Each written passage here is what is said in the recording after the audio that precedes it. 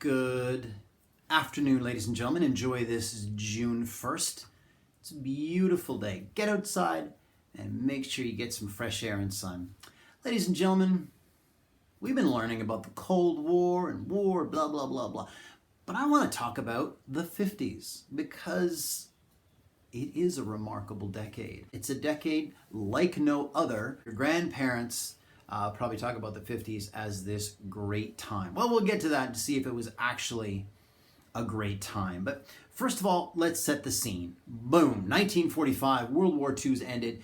All these soldiers come back and they don't want to see a gun and they don't want to see Nazis. They want a white picket fence. They want to marry their sweetheart and they want to make babies. And that's exactly what they do. They make so many babies, ladies and gentlemen. They call it the baby boom. From 1946 to 1961, in a span of 15 years. You guys are 15 years. So in your lifetime, that span, Canada went up its population by 50%. In a population of 12 million, it went to 18 million. So think about that, ladies and gentlemen. You got to build schools and hospitals and roads, and of course you got to buy houses. And everyone wanted their own home. But for the first time in a long time, because before World War II, there was a depression. They have money, they want their own house, they want their own car. And of course that's what they get. And so they start this new thing, and it's called suburbs. Exactly. They don't have to live in the town or the city where they work.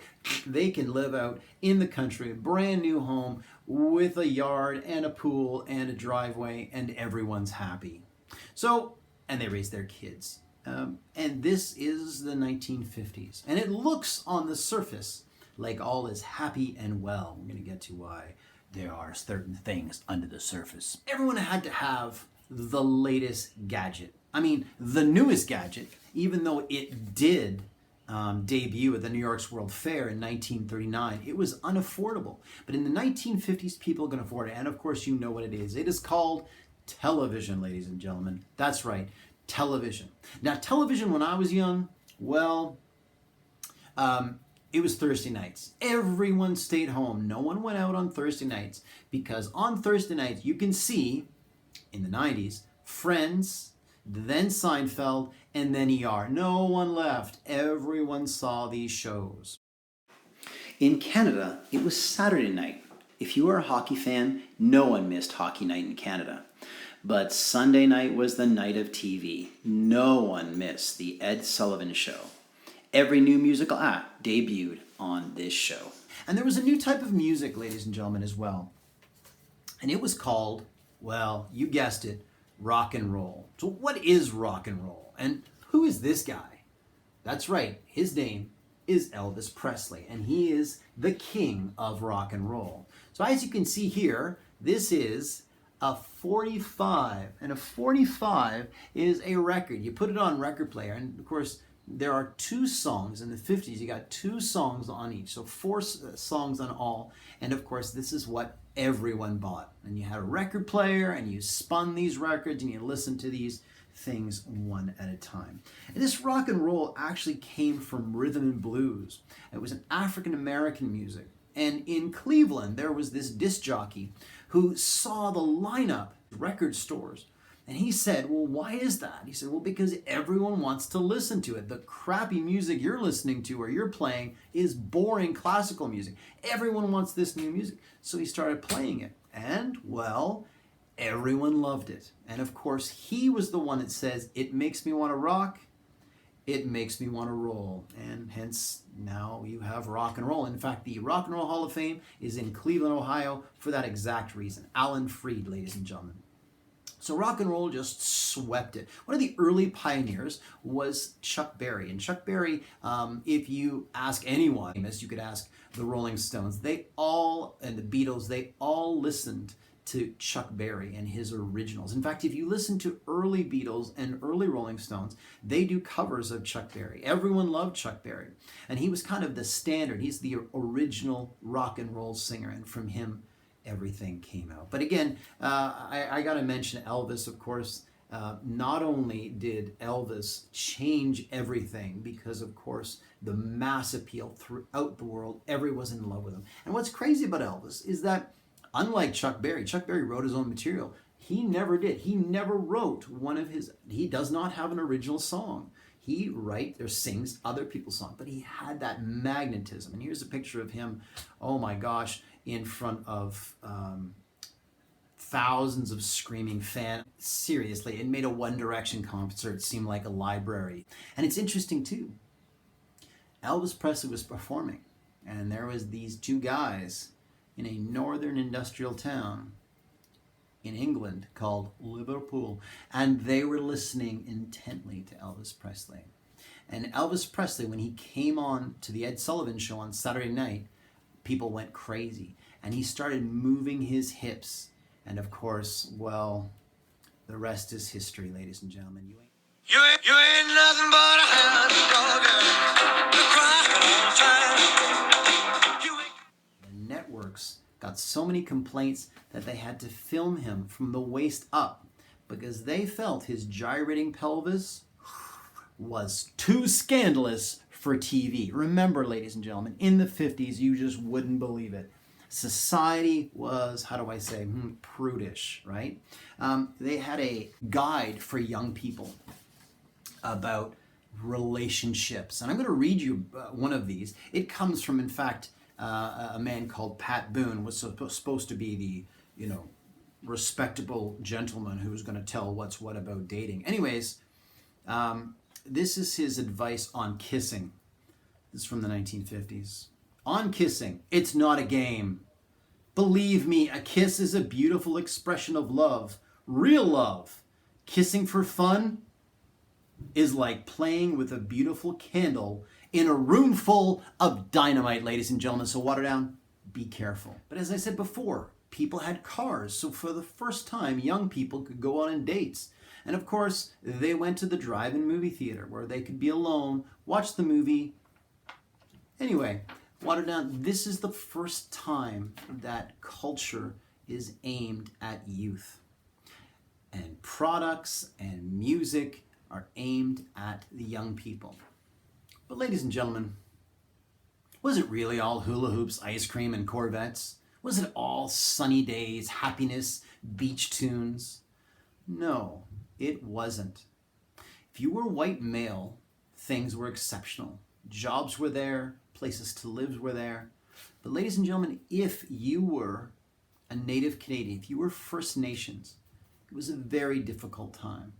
Children were put into residential schools, families were separated, but in the 1950s and 60s, they actually, it's called the 60s scoop, they actually took Native children, First Nation children, and forced them on to residential schools.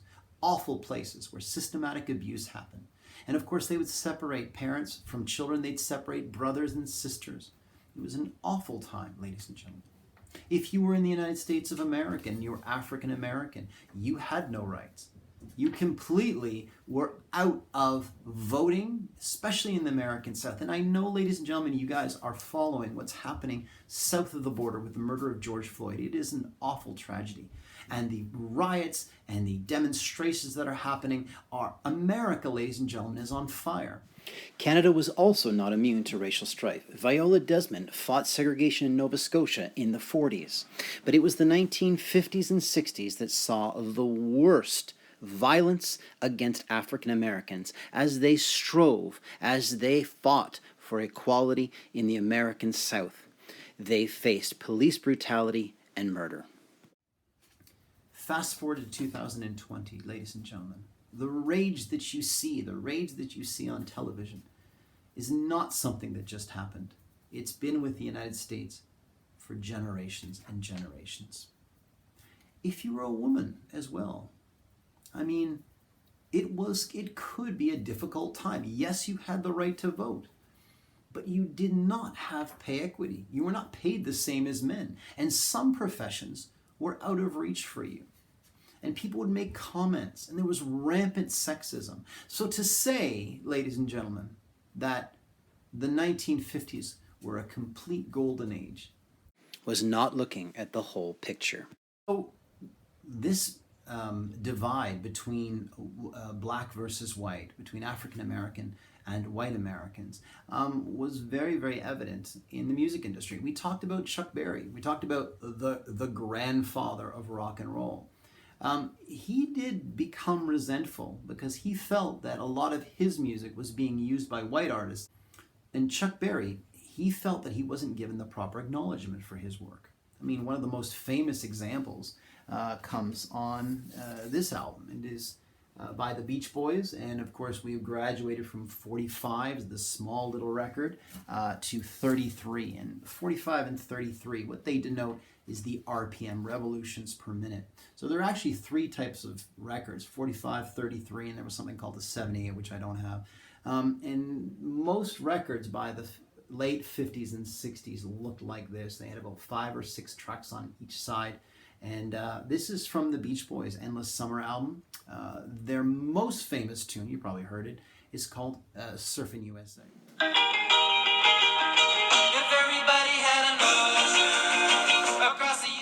If you go on YouTube and find Sweet Little 16 by Chuck Berry, and then you listen to Surfin' USA by the Beach Boys, it's the same song.